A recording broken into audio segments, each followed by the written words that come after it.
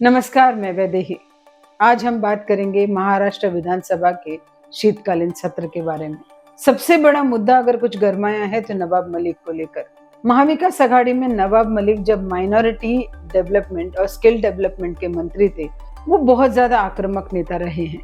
BJP ने महाविकास आघाड़ी को घेरने के लिए कई मुद्दों पर प्रश्न उठाए थे। कई विवाद इंटरनेशनल और नेशनल लेवल पे भी आए थे। उसमें से एक मुद्दा था सुशांत सिंह राजपूत। सुशांत सिंह राजपूत के आत्महत्या के बाद महाविकास आघाड़ी को बहुत ऑकवर्ड सिचुएशन में डाला गया था। उस मुद्दे को यहाँ तक फैलाया गया था। उन दिनों में नारकोटिक्स विभाग के जो प्रमुख थे समीर वानखेड़े, इन्होंने सारी फिल्मी हस्तियों के घर पे रेड मारना शुरू किया था। कई फिल्मी हस्ती नारकोटिक्स डिपार्टमेंट को विजिट करने लग गए थे और उन्हीं दिनों में शाहरुख खान के बेटे आर्यन खान को भी घेरे में लिया गया था। उन दिनों में नवाब मलिक ने बीजेपी के लिए बहुत ही ऑकवर्ड सिचुएशन क्रिएट की थी। उन्होंने एक के बाद एक जो भी एलिगेशंस लगाए उसके जवाब दिए थे। उन्होंने यहाँ तक आक्रामक प्रवृत्ति दिखाई थी कि समीर वानखेड़े को उन्होंने बेनकाब किया था। इसी सिलसिले में समीर वानखेड़े को महाराष्ट्र छोड़ के दिल्ली जाना पड़ा। बात यही रुकती नहीं है।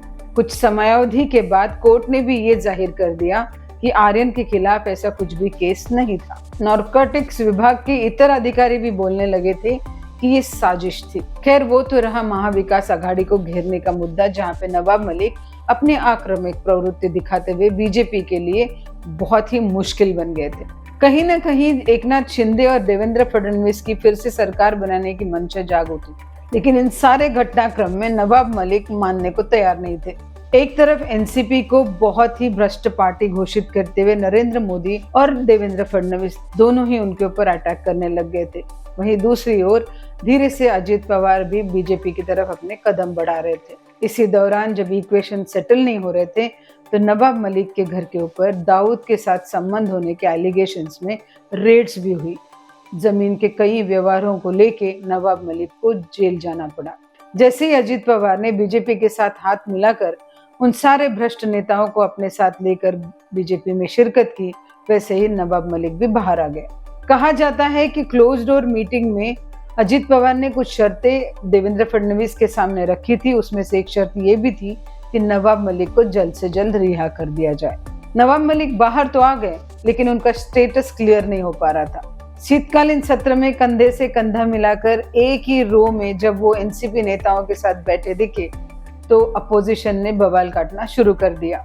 सबसे पहले शरद पवार ने ही सवाल पूछा कि क्या इस करप्ट नेता को अब देवेंद्र फडणवीस माफ कर चुके हैं। वहीं उद्धव ठाकरे ने भी कई लेटर्स देवेंद्र फडणवीस को लिखे। इस सारे विवादों को जवाब देते हुए देवेंद्र फडणवीस ने ट्विटर पे एक लेटर लिखकर अजित पवार के नाम पे डाल दिया, जिसमें उन्होंने कहा कि नवाब मलिक के ऊपर बहुत सारे केसेस हैं। वो केसेस में से अगर वो निर्दोष बरी होते हैं तो सत्ता में आने से उन्हें कोई नहीं रोकेगा, लेकिन जब तक न्यायालयीन प्रक्रिया चल रही है और कोर्ट उनके ऊपर कोई फैसला नहीं देता है, तब तक नवाब मलिक को वापस सत्ता में लाने की या वापस पार्टी में लेने की चेष्टा ना की जाए। देवेंद्र फडणवीस ने अपने कड़े शब्दों में ये भी कहा कि नवाब मलिक की इस सरकार में कोई जगह तब तक नहीं है जब तक न्यायालयीन प्रक्रिया पूरी नहीं होती है। अब देखने वाली बात यह है कि 2013 के इलेक्शन के दौरान इरिगेशन और अजित पवार एक बहुत बड़ा मुद्दा था। शायद देवेंद्र फडणवीस अपने इलेक्शन जीते भी इसी मुद्दे पर है।